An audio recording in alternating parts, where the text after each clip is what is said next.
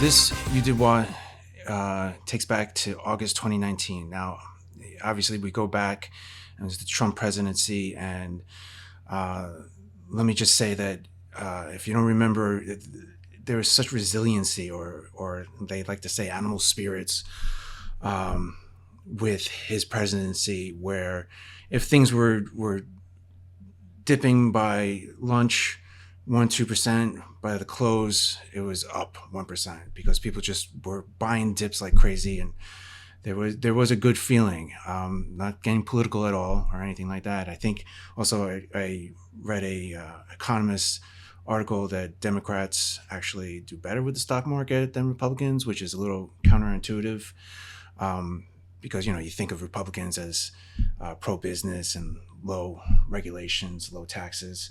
But anyway, I want this to be a lesson that you can take with you and apply it for other instances like this. I mean, it's not going to be, well, maybe if Trump becomes president, but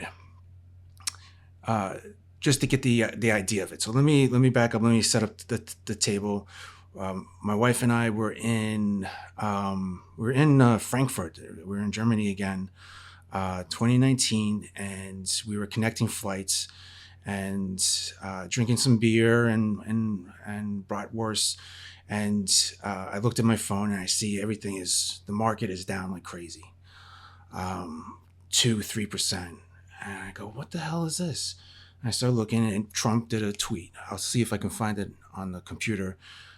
It was about tariffs. China and Trump were going back and forth, and literally all it was Trump with a single or two-line tweet about, hey, I'm going to do tariffs. So the market was freaking out, and the ones that were really tanking were the ones that had exposure to China. So I saw Dow Chemical, 3M, Caterpillar, components of the Dow were tanking. I think it was 3, 4, 5%. And I bought some. I ended up making a good amount of money. I think it was like 10 grand or so just in capital gains on those trades. I think I still have Dow right now. But the lesson is, one, of course, the market is, we always talk about this, fickle and everything like that. They overreact, sure. But what I want to teach, and why this is fun and everything, is that, okay, looking at the stocks, Dow, 3M, Caterpillar, they were in my shopping list, but I wasn't shopping for them.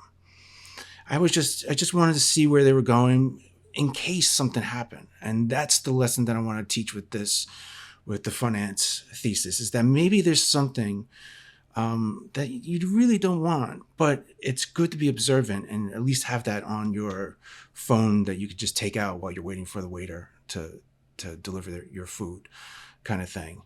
So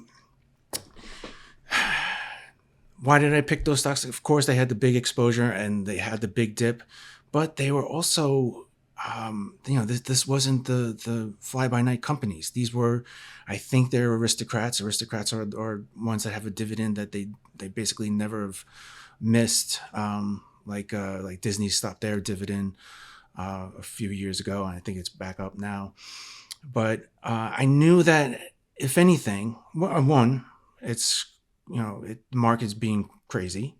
Two, even if there is going to be this tariff and we're going to be in a bad economic cycle, these are companies with good balance sheets, and there was the risk and reward. You always hear that risk and reward scenario. I thought there was very little risk and a lot of reward, so I held on to those stocks for a few years, enjoyed those dividends, and sold it for some capital gains. So that's the lesson. The lesson is, put on your app some companies that maybe you don't think are fantastic upside, but there's going to be instances. And I know a lot of people will say, oh, well, that could have gone bad. Let's say there's another instance where there's a earthquake or something like that. It's risky, sure. but you got to measure that risk. And it worked out for me. I still have on my phone all kinds of stocks that I don't really like. And these are not, again, fly by night or new companies. I always make fun of Carvana, but it's actually up now. I lost money on Carvana. But no, these are, take a look. It's also, like I said, this is what's fun. You see what's doing well and you see what's doing bad. And you have fun with it, and then you make some money. The other real quick thing that I just want to put for this little case study is that I bought, and then it kept on going down. I think it went down even next couple of days or whatever. But even during that day, I remember looking at it and going, "Oh, that's not good." And you want to go, I made a mistake. You know what? I went and bought more. So try to, if you have that gut feeling and it doesn't go right away, stick with it. All right, that's the episode. Please subscribe, like, and comment any questions or topics you'd like me to cover in a future episode. Log on to finance.com to learn more, and let's have fun with finance.